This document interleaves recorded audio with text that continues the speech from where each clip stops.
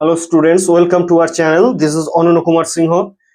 আজকে আমরা class 11 semester 1 ম্যাথামেটিক্সের set এবং অপেক্ষক চ্যাপ্টারের একটি গুরুত্বপূর্ণ টপিক সম্বন্ধ বা রিলেশন নিয়ে ডিসকাস করতে চলেছি। আচ্ছা, প্রথমে আমরা যেটা জানবো সেটা হচ্ছে অর্ডার পেয়ার অথবা ক্রমযুগল বলতে কি বুঝি। আচ্ছা, প্রথমে হচ্ছে অর্ডার পেয়ার জিনিসটা কি। যে কোনো দুটো পদ একটা এ ধরলাম আর একটা বি ধরলাম।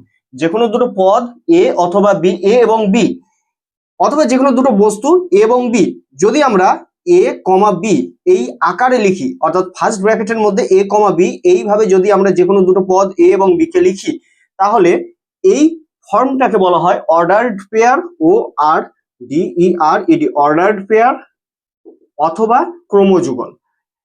যেমন আমি যদি এখন লিখি 1,3, তাহলে এই 1,3 ফার্স্ট ব্র্যাকেটের মধ্যে এই যে এক্সপ্রেশন, এই এক্সপ্রেশনটাকে বলবো 1,3 এর অর্ডার পেয়ার বা 1,3 এর ক্রমযুগল।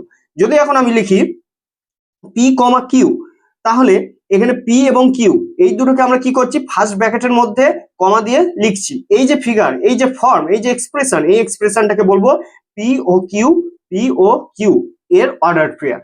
তাহলে অর্ডার পেয়ার কি, অর্ডার পেয়ার অথবা ক্রমযুগল হচ্ছে কি, যে কোনো দুটো পদ বা যে কোনো দুটো বস্তু ধরে নিচ্ছি এ এবং বি, তাদেরকে যদি আমরা ফার্স্ট ব্র্যাকেটের মধ্যে এ কমা বি এই ফর্মে লিখি, এই ফর্মে যদি আমরা লিখি, তাহলে এই যে ফর্ম, এই যে এক্সপ্রেশন, এই এক্সপ্রেশনটাকে বলবো এ এবং বি এর ক্রমযুগল বা অর্ডার্ড পেয়ার। ঠিক যেমন আমরা গ্রাফ করার সময় কোনো একটা বিন্দুকে বোঝায় 7,3 বা আমরা বললাম -8,5, এই যে কোনো বিন্দুকে যখন আমরা গ্রাফে প্লট করি তখন আমরা এইভাবে বিন্দুটাকে ধরি, প্রথমটাকে ধরি আমরা এক্স স্থানাঙ্ক, দ্বিতীয়টাকে ধরি আমরা ওয়াই স্থানাঙ্ক। তাহলে যে কোনো একটা বিন্দু, সেই বিন্দুটাকে যখন আমরা 2 ডাইমেনশনে লিখি সেটাও কিন্তু একটা অর্ডার্ড পেয়ার।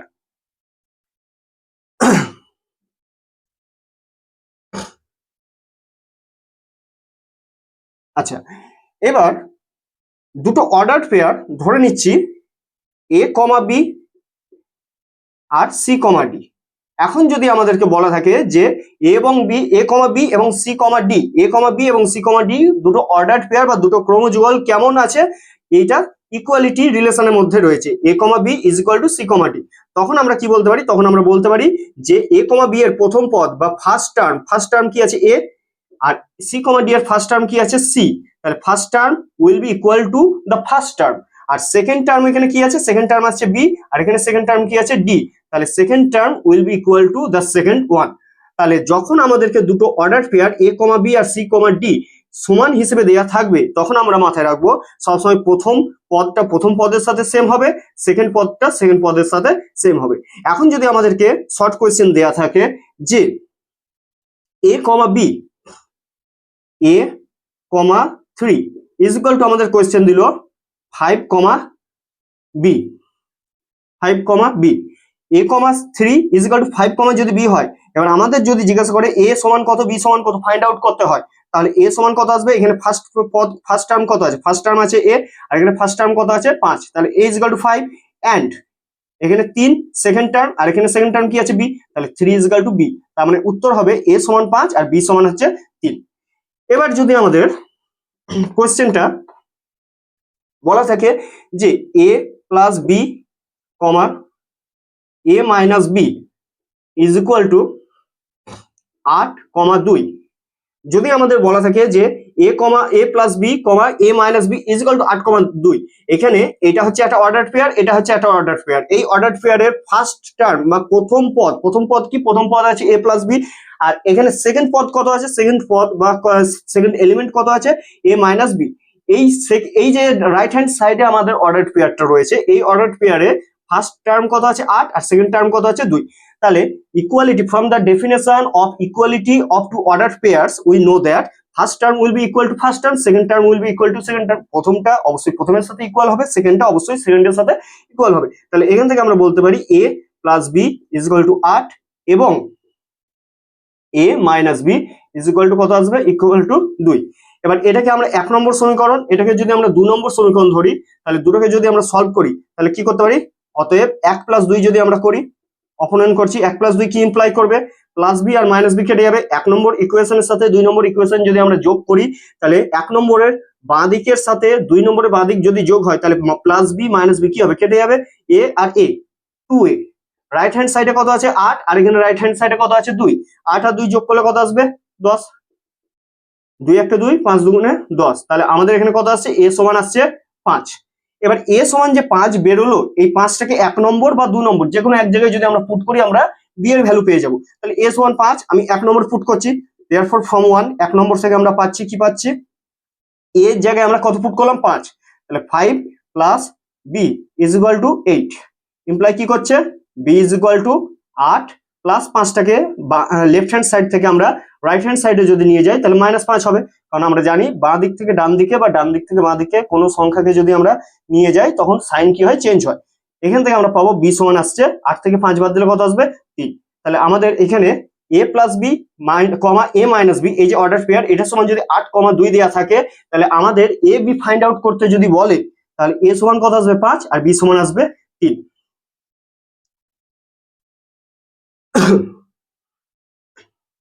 এবার আমরা যেটা জানবো সেটা হচ্ছে দুটো সেট যদি দেয়া থাকে তাহলে তাদের কার্টেসিয়ান প্রোডাক্ট বা কার্টেসীয় প্রোডাক্ট বা কার্তেজীয় প্রোডাক্ট, কার্তেসীয় অথবা কার্তেজীয় অথবা কার্তেজীয় অথবা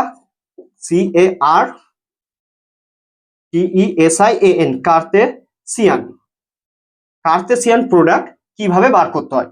আমাদেরকে যদি দুটো সেট বলে দেয়া থাকে তাহলে তাদের কার্তেজীয় বা কার্তেসীয় বা কার্তেসিয়ান প্রোডাক্ট কি করে বার করতে হয় সেটা আমরা শিখবো। অর্ডার পেয়ার কি জিনিস সেটা আমরা জানলাম, অর্ডার পেয়ারের উপরে কি ধরনের প্রবলেম আসতে পারে শর্ট কোশ্চেন হিসেবে সেটা আমরা মোটামুটি একটা আইডিয়া পেলাম।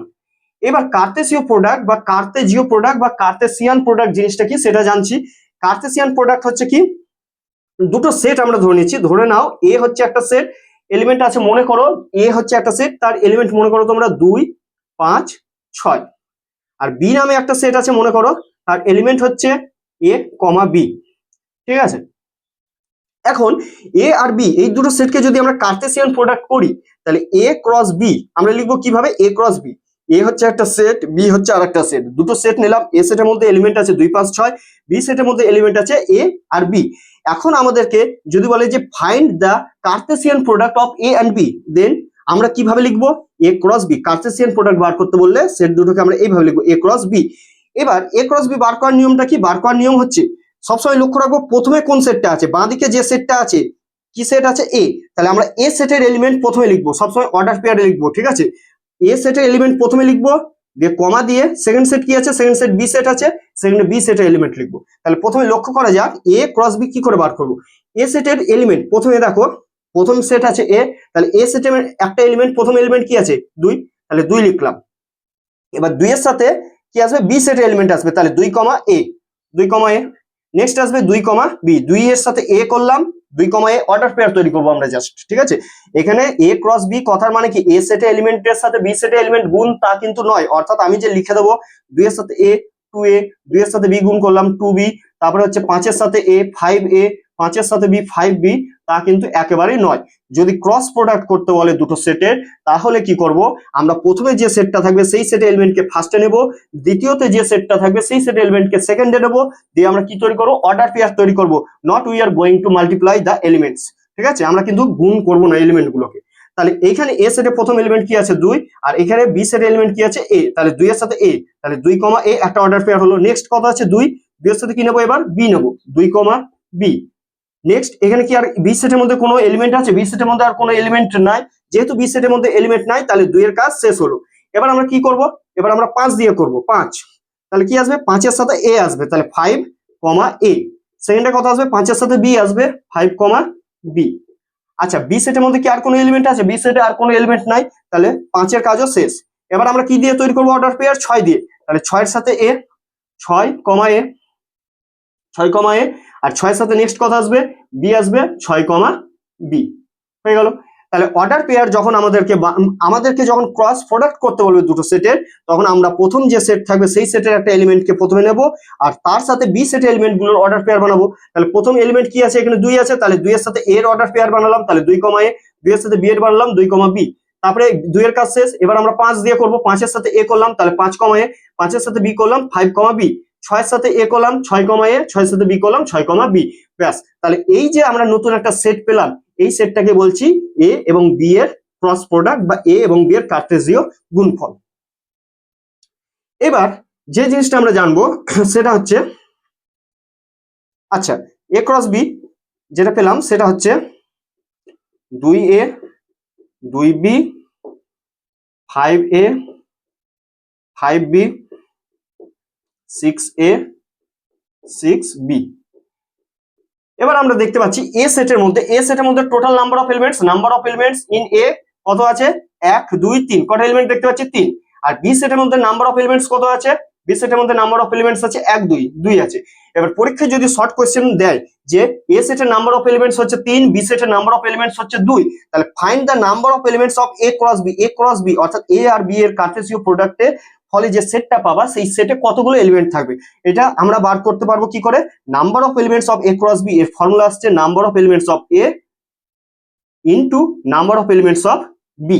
এইখানে যে ক্রস আছে এই ক্রসটা অর্ডার পেয়ার বানানোর জন্য কাজে আসছে, কিন্তু যখন নাম্বার অফ এলিমেন্টস আর number of elements of A number of elements of B এর মাঝে আমরা ক্রস দিচ্ছি, এই ক্রসটা কিন্তু অ্যাকচুয়াল মাল্টিপ্লিকেশনকে কি করছে, ইন্ডিকেট করছে।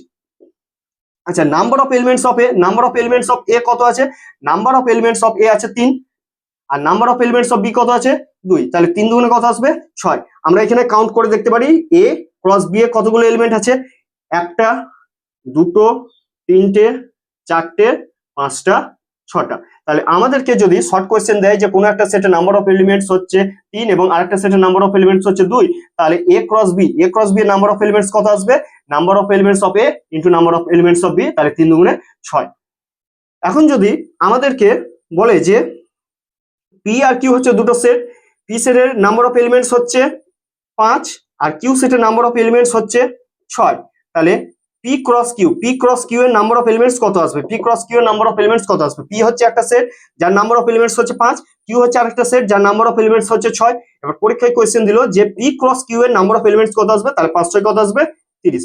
এটা হচ্ছে নাম্বার অফ এলিমেন্টস বার করার একটা শর্ট টেকনিক যখন ক্রস প্রোডাক্ট বলা থাকবে, ঠিক আছে।